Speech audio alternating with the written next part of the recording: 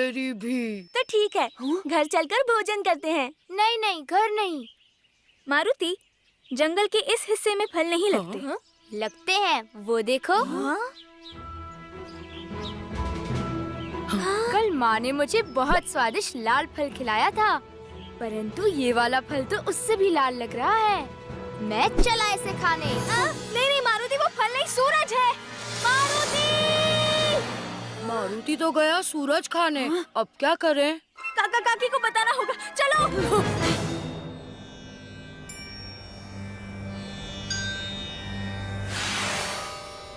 ये कौन बालक है जो सूरज की ओर इतनी तेजी से जा रहा है? महावत, बालक के पास चलो।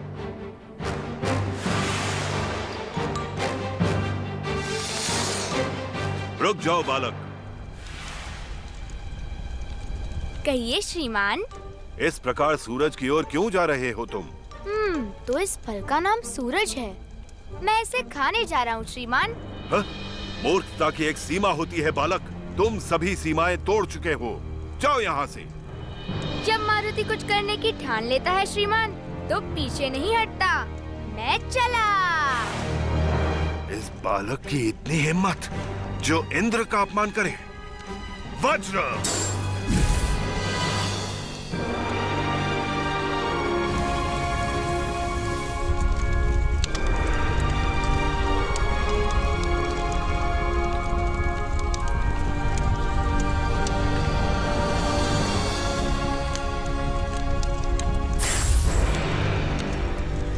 ये तुम्हारी उद्दंडता का दंड है बालक।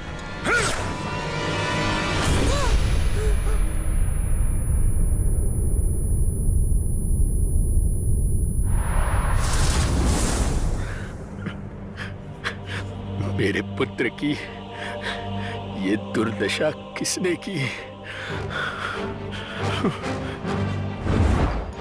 रुक जाओ बालक। ओह, तो मारुति सूर्यदेव को फल समझकर उन्हें खाने जा रहे थे। इस प्रकार सूरज की ओर क्यों जा रहे हो तुम? तो इस फल का नाम सूरज है। मैं इसे खाने जा रहा हूँ श्रीमान। मूर्खता की एक सीमा होती है बालक। तुम सभी सीमाएं तोड़ चुके हो। जाओ यहाँ से। जब मारुति कुछ करने की ठान लेता है श्रीमान, तो पीछे नहीं हटता। मैं चला। इस बालक की इतनी हिम्मत। पर इंद्र ने बालक के हठ को ना समझकर उसे समझाने के स्थान पर उस पर वार करना पूर्णतः अनुचित था, अधर्म था। ये तुम्हारी उद्दंडता का दंड है बालक।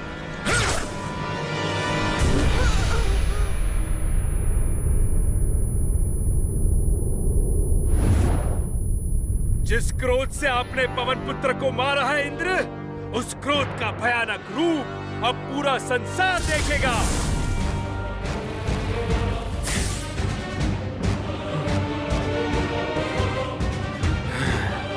वायु, वापिस आओ। क्या मारुति सूरज को खाने गया है? हाँ।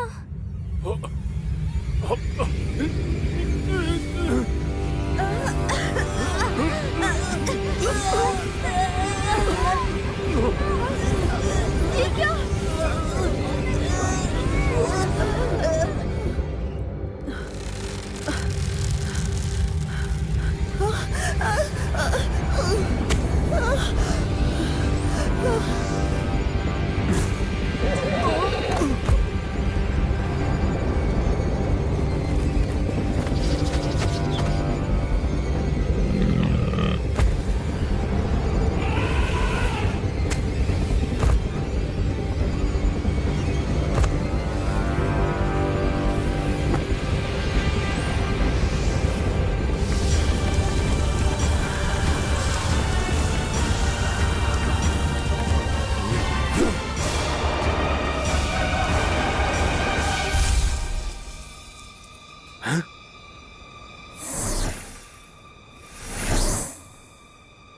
शांत हो जाइए पवन देव। कैसे शांत हो जाओ महादेव? देखिए क्या हश्र किया इंद्र ने हमारे पुत्र का। क्रोध करने की जो गलती इंद्र ने की है, वही गलती आप ना करें पवन देव। बल्कि आपको तो प्रसन्न होना चाहिए, कि जो शक्तिशाली वज्र किसी का भी अस्तित्व नष्ट करने की क्षमता रखता हो, उसके प्रहार से हमारा पुत्र तो केवल मूर्छित हुआ, किंतु फिर भी इंद्रदेव से जो गलती हुई है, हम उसे ही सुधारने के लिए मारुति को वरदान देने यहाँ आए हैं। किंतु इससे पहले आपको प्राणदायक वायु को मुक्त करना होगा पवन देव। जैसी आपकी आज्ञा महादेव।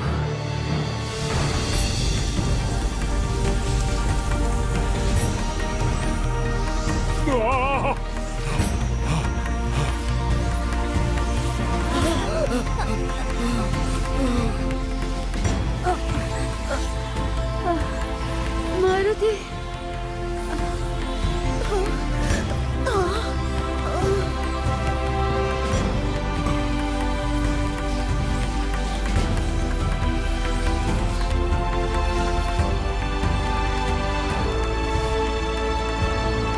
इंद्रदेव, ब्रह्मदेव, श्रीहरि, आप सब जो वरदान मारुति को देने जा रहे हैं, कृपया उन्हें पवन देव के समक्ष रखें। जी महादेव, सर्वप्रथम मुझे क्षमा करने के लिए आपका धन्यवाद पवन देव। मैंने क्रोध में आकर आपके और महादेव के अंश को इनकी इच्छा के विरुद्ध अपने वज्र से छुआ है, किंतु आज के बाद इन्हें इनकी इच्छा के विरुद्ध कोई भी नहीं छू पाएगा। मेरे आशीर्वाद से मारुति तीव्र बुद्धि और शक्तिशाली छठी इंद्री के स्वामी बनेंगे। और मैं इन्हें अपनी प्रिय कोमोदा की गदा प्रदान करता हूँ, जो कठिन समय में स्वयं इनके पास आ जाएगी। इंद्र के वज्र से मारुति की ठोड़ी अर्थात हनु पर चिन्ह अर्थात मान पड़ा है, इसलिए आज से मारुति हनुमान के नाम से विख्यात होंगे। आप सबका बहुत बहुत आभार।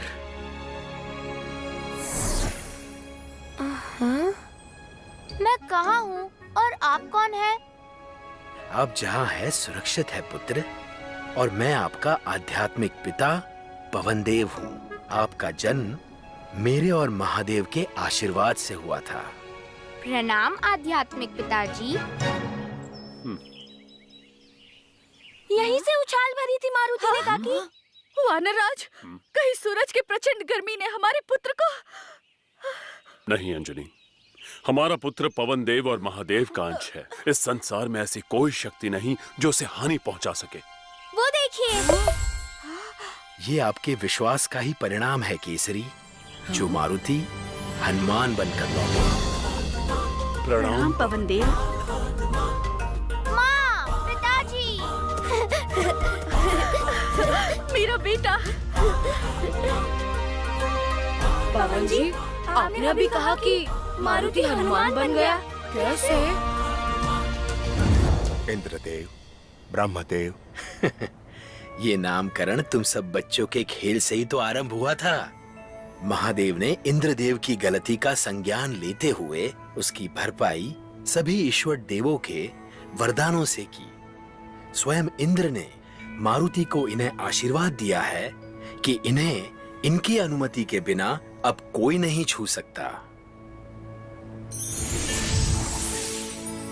मेरे आशीर्वाद से मारुति तीव्र बुद्धि और शक्तिशाली छठी इंद्री के स्वामी बनेंगे।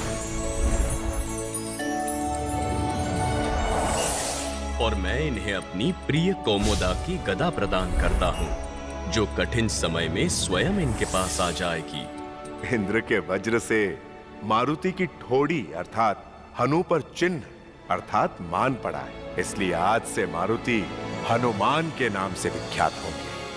ओ, तो ऐसे हुआ हमारा मारुति हनुमान। पर ये नाम तुम्हें कैसा लगा मारुति? मुझे प्यार से जो पुकार लो जामुन, मैं उसी में प्रसन्न हूँ। तो ठीक है, आज से हम तुम्हें बाल हनुमान कहेंगे, चलेगा? दौड़ेगा तो